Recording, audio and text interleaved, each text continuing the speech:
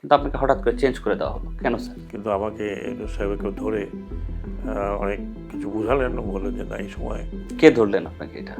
Doctor Yunus. আপনি বলেছেন যে আপনাকে অপমানিত করা হয়েছে। না, আমি বলেছি যে ওটা বলিনি, বলেছি যে স্যার আমার পক্ষে থাকা সম্ভব না। আপনাদের উপদেষ্টাদের মধ্যে কেউ কেউ এই নির্বাচনটা এই সময়ে হোক এটা চায়নি, আর একটু দেরিতে হোক এটা চেয়েছে, এবং 2-3 জনের কথা বলা হচ্ছে। আপনি কি ছিলেন নাকি তাদের মধ্যে? না, clear to say that I was never consulted.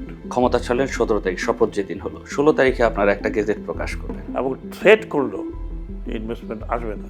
মানে কি আমেরিকা ইনভেস্ট করবে না? No country, not only America.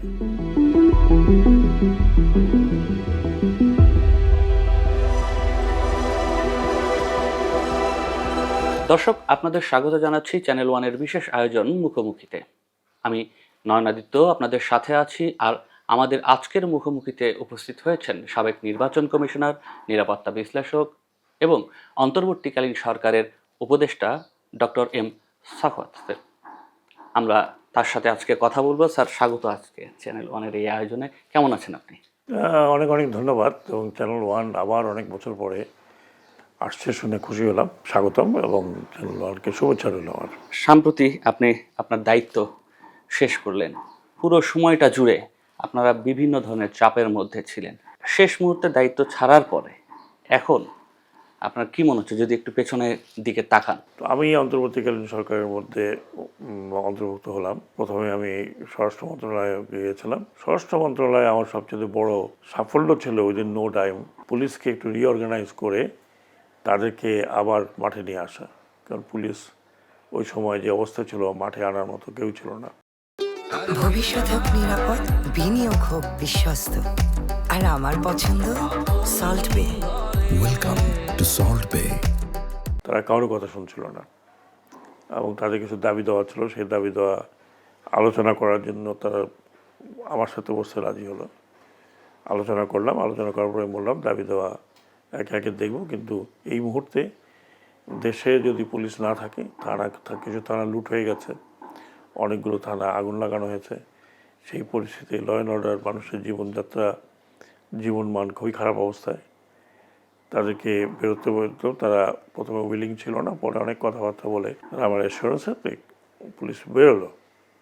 Traffic police দাঁড়াতে চায় না। তারপর তাদেরকে ব্যক্তিগতভাবে আমি ঢাকা শহরের যেখানেই বেরিয়েছে সেখানে ট্রাফিক পুলিশের সাথে গিয়ে তাদেরকে উৎসাহিত করেছে। পুলিশ বের হয়েছে, পুলিশ কাজ শুরু করেছে। তাদের অনেকগুলো দাবি দেওয়া ছিল, সেই দাবি দেওয়াগুলো পরবর্তী পর্যায়ে আমি যিনি এসছেন তাকে দিয়েছি। তাদের মধ্যে দাবি দেওয়ার মধ্যে প্রথম যে দুটো আমার মনে আছে, একটা ছিল যে পুলিশ কমিশন করা। বহু আগে পুলিশ কমিশনের কথা বলেছে। একটা আধুনিক পুলিশ গড়ে তুলতে তার ব্যবহার, তার everything has to B must. তারপরে তাদের পোশাক আশাকের কথা বললো যে এটা নিয়ে আমরা বেরোতে চাই না। তো আমি তাদেরকে বলেছিলাম যে অ্যাপ্রোপ্রিয়েট পোশাক আশাক, লোগো চেঞ্জ, এগুলো সব করব। অনেকগুলো ছিল, সেগুলোর দাবি দেওয়ার আশ্বাসের প্রেক্ষাপটে তারা পরের দিন থেকে পুলিশ ফাংশন শুরু করেছিল। কিন্তু ইতিমধ্যেই প্রায় 4000 রাইফেল লুট হয়ে গেছিলো। আমি থাকতে থাকতে কিছু রিকভার হয়েছে। এখনও যতটুকু জানা যায় প্রায় 1000 খানেকের উপরে রাইফেল, পিস্তল এগুলো লুটেড অবস্থা আছে, যেটা আমি মনে করি বর্তমান সরকারের জন্য একটা ডেঞ্জারাস হতে পারে। কিন্তু আপনাকে হঠাৎ করে চেঞ্জ করে দেওয়া হলো কেন স্যার? ওটা তো আমি এমন কিছু কথা বলেছি যেটা ওই সময়ের জন্য মনে হচ্ছিল যে ইনঅ্যাপ্রোপ্রিয়েট, কিন্তু এখন তো দেখছি যে তার চেয়ে বেশি হচ্ছে। আমি যে কথাটা বলেছিলাম সেটা একটু খণ্ডিত এসেছিল। তো আমি চলে আসতে চেয়েছিলাম, টু বি ভেরি ফ্র্যাঙ্ক। অন্তর্বর্তীকালীন সরকারের উপদেষ্টা পরিষদ থেকে আমি চলে আসতে চেয়েছিলাম, কিন্তু আমাকে ইউনূস সাহেবকে ধরে অনেক কিছু বুঝালেন, বললেন যে না এই সময়। কে ধরলেন আপনাকে এটা? ডক্টর ইউনূস। আপনি বলেছেন যে আপনাকে অপমানিত করা হয়েছে। না, আমি বলেছি যে ওটা বলিনি, বলেছি যে স্যার আমার পক্ষে থাকা সম্ভব না। আমি থাকলে আপনিও বিব্রত হবেন, আমি তো হবই। কিন্তু উনি আমাকে বললেন যে না এই সময় কোনো কারণে ইউ শুড নট লিভ। কারণ মাত্র 7 দিন না 8 দিন হয়েছে তখন। তাহলে এই সরকারের উপর প্রথমেই একটা ধাক্কা আসবে। কিন্তু আমি খুব ফার্ম ছিলাম যে পুলিশ যদি এরা কাজে জয়েন না করে, তাহলে আমি উইদিন 3-4 ডেজ তাদের জায়গাটা পূরণ করে ফেলতে পারবো।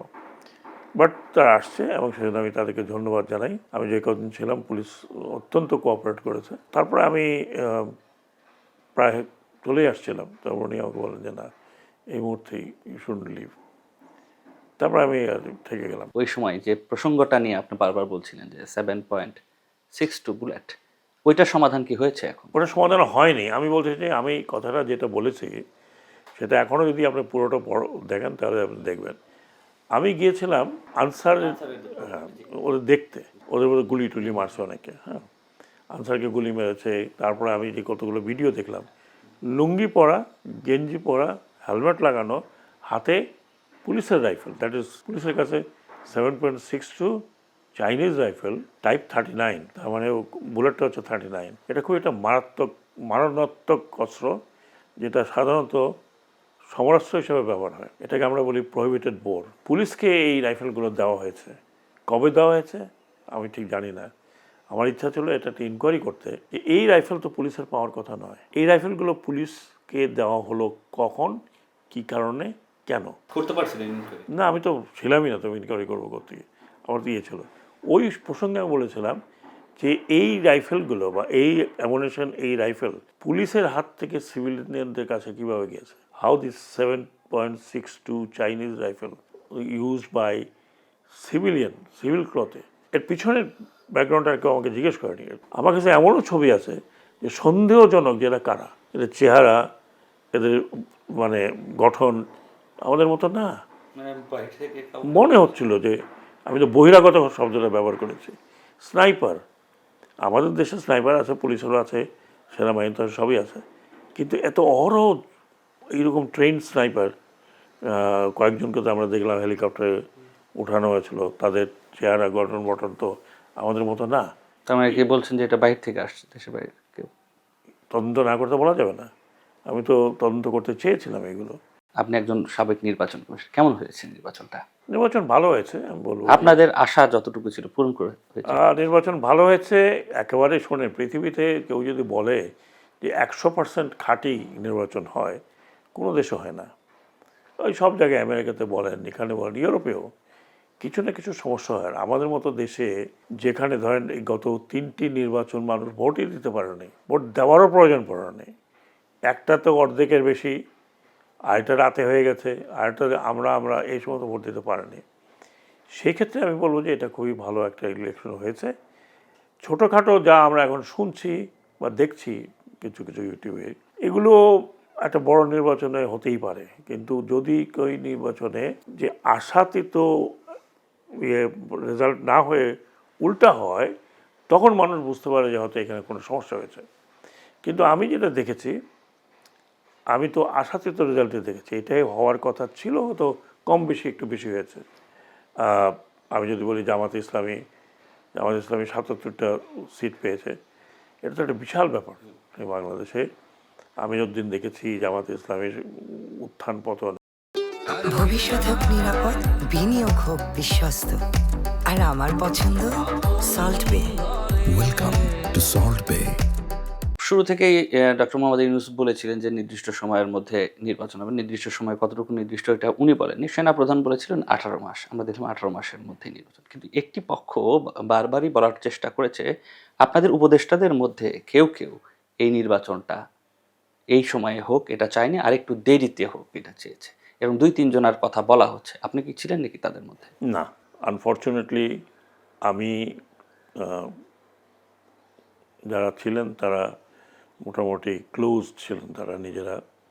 আমাকে কোনোদিন এসব আলোচনার মধ্যেও আমি আসিনি, আমাকে আলোচনার মধ্যে ডাকেও নি, থাকিও নি। আমি আমার মন্ত্রণালয়ের কাজে নিয়ে ব্যস্ত ছিলাম। ওই সময় শ্রম মন্ত্রণালয় একটা বিশাল অগ্নিগহ্বরের মধ্যে ছিল। আর ইনফ্যাক্ট আমাকে কেউ ডাকেও নি to give any opinion on election modality, এগুলো পলিটিক্যাল চেঞ্জেস, এই ইলেকশন। আপনার মতো নির্বাচন নিয়ে জানা শোনা, আপনার গবেষণা আছে, আপনি একদম কাজ করেছেন, এরপরও উপদেষ্টাদের কেউ আপনাকে ডাকলো না? না, I am sorry to say and clear to say that I was never consultant. কেন স্যার, কি মনে হয়েছে আসলে, কেন? ওটা আমি বলতে পারবো না, হয়তো আমি ওই মনোভাবের লোক ছিলাম না, হয়তো আমি তাদের সাথে একমত হতে পারতাম না, সেটা হয়তো যারা করেছেন তারা জানেন, কারা করেছেন আই ডোন্ট নো। কিন্তু ওই লোকগুলো তো চিহ্নিত, যারা আপনার নাম। আমি নাম শুনছি, তারা আমার কলিগ ছিলেন, এটুকুই। কিন্তু তারা কখন কিভাবে কি কাজ করেছেন, তাদের অ্যাক্টিভিটিতে আপনার কখনো মনে হয়েছে ওই সময় যে তারা নির্বাচন পেছাতে চাচ্ছে কিংবা নির্বাচন হোক, এটা? ওপেনলি কিন্তু কেউ কিছু বলেনি, ওপেনলি কেউ কিছু বলেনি। নির্বাচন পিছানোর কথা আমি শুনিনি। বরং যখন বলা হলো যে ফেব্রুয়ারির মধ্যেই ইলেকশনটা হবে, তো আমরা সাধারণ যারা ছিলাম ওয়েলকাম, ঠিক আছে, এটা ভালো, একটা নির্বাচিত সরকার আসুক।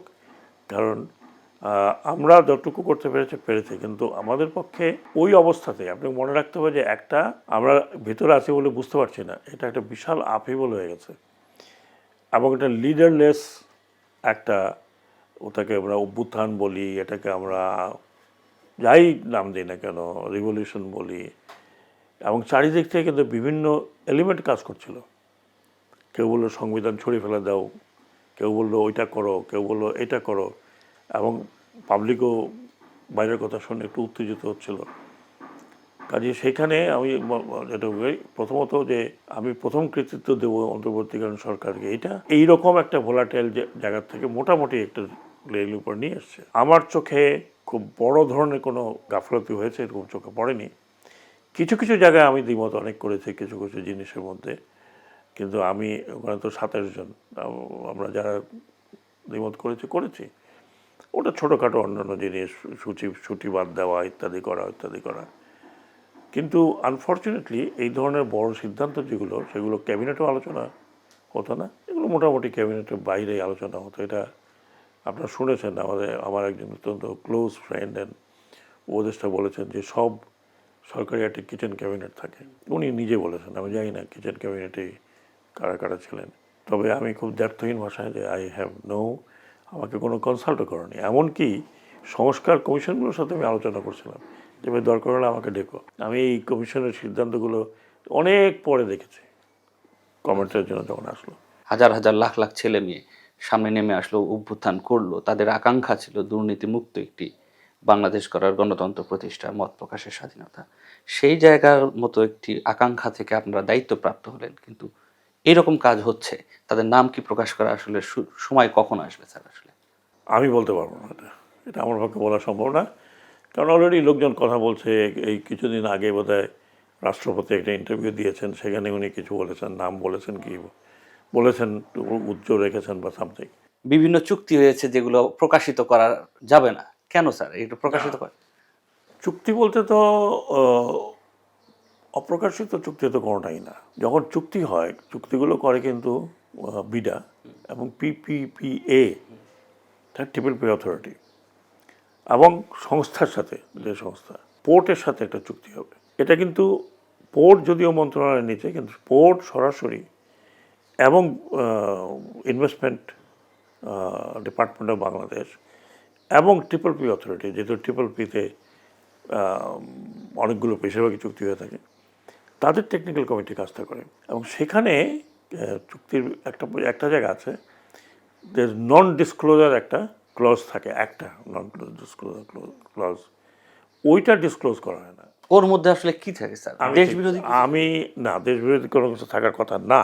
অনেকটা নেগোসিয়েশনের মধ্যে যে কথাগুলো ওঠে, সেই কথাগুলো তো পাবলিকলি যায় না। আমি কিন্তু সেই ক্লজটা দেখিনি, কারণ সেই ক্লজটা কিন্তু যে চুক্তিটা পাবলিক করা হয় সেখানে থাকে না। ভবিষ্যৎ হোক নিরাপদ, বিনিয়োগ হোক বিশ্বস্ত, আর আমার পছন্দ সল্ট বে। Welcome to Salt Bay. ক্ষমতা ছাড়লেন 17 তারিখ, শপথ যেদিন হলো 16 তারিখে আপনারা একটা গেজেট প্রকাশ করলেন, যেখানে আমেরিকান কোম্পানির শ্রমিকদের কল্যাণ তহবিলের যে 5% দেবার বাংলাদেশে যেটা, এটা সম্বন্ধে আমি বলি এটা নিয়ে আমার সাথে অনেক তর্ক বিতর্ক হয়েছে জ্বালানি মন্ত্রণালয়ে। বিষয়টা শ্রমিক আমাদের সাথে জ্বালানি মন্ত্রণালয়।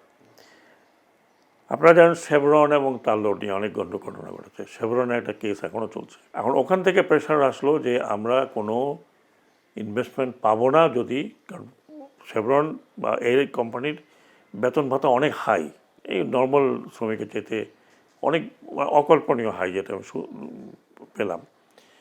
তখন ওরা 5% ছিল শ্রমিক কল্যাণে, তারা বললো 5% ইজ হিউজ মানি। তখন বললো যে তোমরা RMG থেকে কোথায় পাও, 100% যখন ইনভেস্টমেন্ট হয় 100%-এ কী হয়।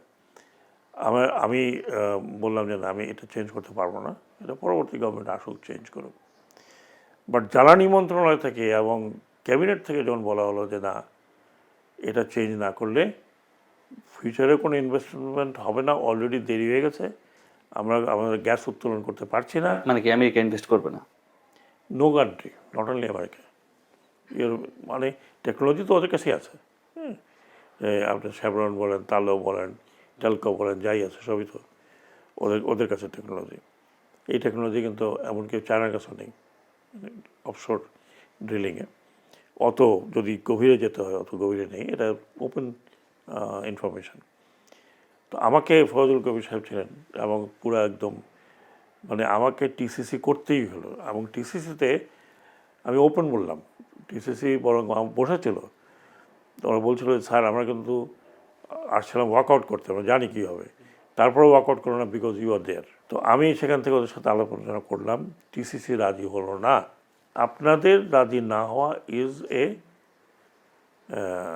মতামত, স্ট্রং মতামত, এবং আমি এই প্রসিডিংসের মধ্যে লিখব যে আপনাদের স্ট্রং মতামতের বিরুদ্ধে গিয়েও এই দুই পার্টির কী বলে সম্মতিতে এটা 1 থেকে আমি 1.5% করলাম। এটা কি এখন যদি দেখেন আপনার কাছে কি মনে হয় যে এটি কখনো বাংলাদেশের বা বাংলাদেশের শ্রমিকের স্বার্থবিরোধী কোনো কাজ হয়েছে? 1 নম্বর আমি যেটা মনে করি ব্যক্তিগতভাবে, এটা আমার ব্যক্তিগত মতামত, এতে শ্রমিক যারা ওখানের শ্রমিক যারা কাজ করছে তাদের খুব বেশি ক্ষতি হওয়ার কথা নয়। কিন্তু এটার একটা পার্সেন্টেজ তো বাংলাদেশ সরকারও পেত। হ্যাঁ, বাংলাদেশ সরকার তো পার্টি টু ইট। বাংলাদেশ সরকারের টাকা তো দিচ্ছে না, দিচ্ছে তো কোম্পানির টাকা। তো কোম্পানির টাকাও কিন্তু এখন অনেক টাকা, 1.5%-এ কম্পনসেশন অনেক অনেক বেশি, আমাদের অন্য সাধারণ শ্রমিকদের থেকে অনেক বেশি, অনেক বেশি। তো সেইভাবে যদি দেখা হয় তাহলে তো হয়তো 5% একটু কারণ আগে কোথায় 5% করছিল।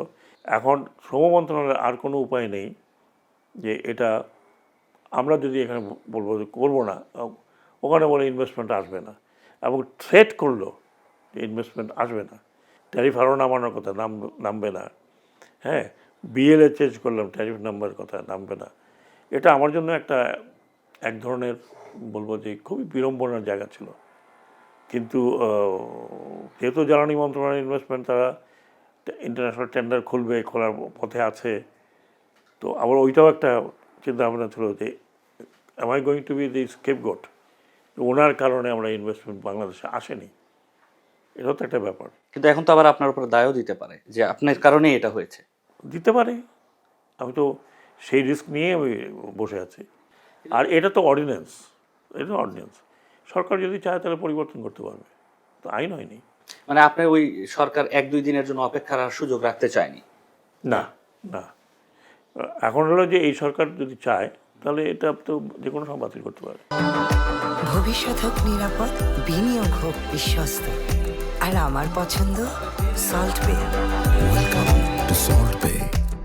বাহির থেকে আমরা যেটা শুনছিলাম বিভিন্ন সময় যে এই যে অন্তর্বর্তীকালীন সরকার আন্দোলনের পরে দেশের বাইরের বড় দেশগুলো বাংলাদেশের উপর সিদ্ধান্ত চাপিয়ে দিচ্ছে, প্রভাব ফেলতেছে, নির্বাচনেও এক ধরনের প্রভাব আছে, আবার আপনাদের যে নানা ধরনের সিদ্ধান্তের ক্ষেত্রেও এক ধরনের প্রভাব ফেলছে। এটি কি তার মধ্যে দিয়ে প্রমাণ হয় যে আসলে এই আমেরিকা কিংবা বড় রাষ্ট্রগুলো বাংলাদেশে এই ইন্টারিম গভর্নমেন্টের এই সময়টাতে খুব বেশি প্রভাব ফেলেছে? সর্বক্ষেত্রে না, সর্বক্ষেত্রে ডেফিনেটলি না, কিছু কিছু জায়গায় হয়তো প্রভাব রেখেছে। যেমন ধরুন ট্রেড নেগোসিয়েশন যেহেতু আমার পার্ট না, বাট যেটা আমি উপলব্ধি করেছি, ট্রেড নেগোসিয়েশন একটা বড় ধরনের চাপ ছিল। ফরেন পলিসির ক্ষেত্রে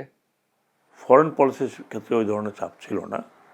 ফরেন পলিসির ক্ষেত্রে যেটা আমি বলবো যে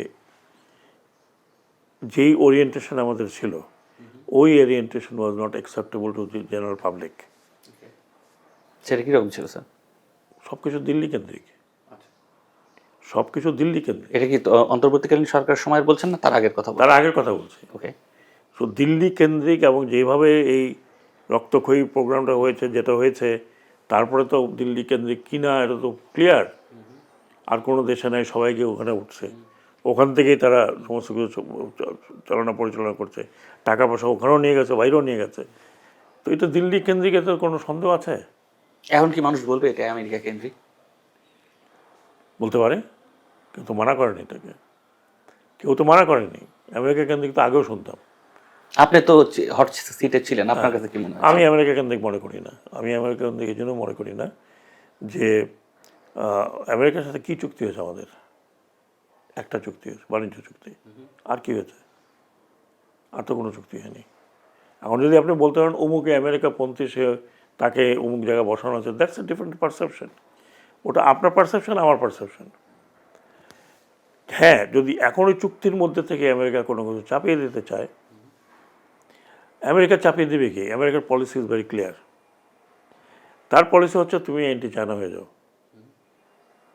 তুমি অ্যান্টি ইন্ডিয়ান কিনা, তুমি অ্যান্টি বার্মা কিনা, তুমি অমুক কিনা, আই এম নট বদার্ড। আমেরিকার পলিসি, আমেরিকার কম্পিটিশন হচ্ছে উইথ চায়না ওয়ার্ল্ড ওভার। এই জন্য কি অন্তর্বর্তীকালীন সরকার ওই সময় চায়না জাপানের ইনভেস্টমেন্ট বাদ দিয়ে কোরিয়ার দিকে যাওয়া এক ধরনের প্রবণতা ছিল?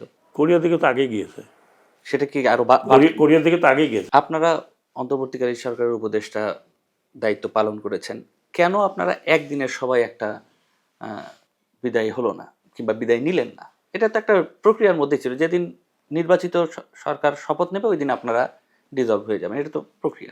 তো অনেকেই আগে চলে গেল দেশের বাইরে। তারা তো উপদেষ্টা ছিল না, তারা উপদেষ্টা ছিল চিফ অ্যাডভাইজার, এবং দে আর ব্রট অ্যাজ এ টেকনোক্র্যাট। তাদের সাথে কী চুক্তি হয়েছে, কীভাবে হয়েছে, তো ওটা আমি বলতে পারবো না। আমাদের তার বাইরে যাওয়ার কোনো উপায় নেই, আমাদের দেশের মধ্যেই আছে, আর যাবোই বা কেন? My country. স্যার, আমলারা আপনাদের কতটুকু ভুগিয়েছে? আমাকে ভোগায়নি। আপনি আমাকে চেনেন, আর আমি তো নতুন না, আমি ইলেকশন কমিশনে 5 বছর ছিলাম, তারপরে সিভিল সোসাইটির সাথে ছিলাম। যেহেতু most of the senior officer আমাকে চেনে। আর আপনাদের সরকারের কথা যদি বলেন? কিছু কিছু জায়গায় ইয়েস, কিছু কিছু জায়গায় ইয়েস। শেষের দিকে আই ফেল্ট যে আছে। বাইরের মন্ত্রণালয়ে আমি নিজেই দেখেছি যে দারুণ, মানে কি বলবো, টুইস্ট অ্যান্ড টার্ন। ধন্যবাদ স্যার। দর্শক, এতক্ষণ আপনারা দেখছিলেন চ্যানেল ওয়ানের বিশেষ আয়োজন মুখোমুখি। আমি আবারও আপনাদের সামনে এসে হাজির হব অন্য কোনো আলোচনার টেবিলে, অন্য কোনো আলোচনার বিষয় নিয়ে। ততক্ষণ আমাদের সাথেই থাকবেন।